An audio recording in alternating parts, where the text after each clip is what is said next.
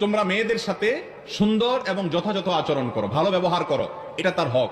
আমরা আবারও বলছি, আল্লাহর হক আমরা অনেকে আদায় করি, নামাজ রোজা আমরা অনেকে করি, কিন্তু স্ত্রীর হকটা আদায় করি না, তার সাথে সুন্দর ব্যবহার করি না, তার প্রতি খেয়াল রাখি না। অথচ নবী করিম সাল্লাল্লাহু আলাইহি ওয়াসাল্লাম বলেছেন, খায়রুকুম লি আহলি, তোমাদের পুরুষদের মধ্যে ওই ব্যক্তি সবচেয়ে ভালো যে তার স্ত্রীর কাছে ভালো, যে তার স্ত্রীকে আচার আচরণের সৌন্দর্য দিয়ে, ব্যবহারের মাধুর্য দিয়ে, আচরণের উৎকর্ষ দিয়ে, সে সুন্দর ব্যবহারের মাধ্যমে, তার সুন্দর কাজ কারবারের মাধ্যমে তার স্ত্রীর মানসিক সন্তুষ্টি যেটা, তৃপ্তি যেটা সে আদায় করতে পেরেছে, হ্যাঁ আমার স্বামী লোকটা ভালো, এই জিনিসটা যে আদায় করতে পেরেছে সে আসলেও ভালো। নবী সাল্লাল্লাহু আলাইহি ওয়াসাল্লাম বলেছেন, আর আমি হলাম তোমাদের মধ্যে পরিবারের কাছে সবচাইতে ভালো মানুষ। আমার পরিবার, আমার স্ত্রীরা আমাকে সবচাইতে ভালো হিসেবে স্বীকৃতি দেয় মন থেকে।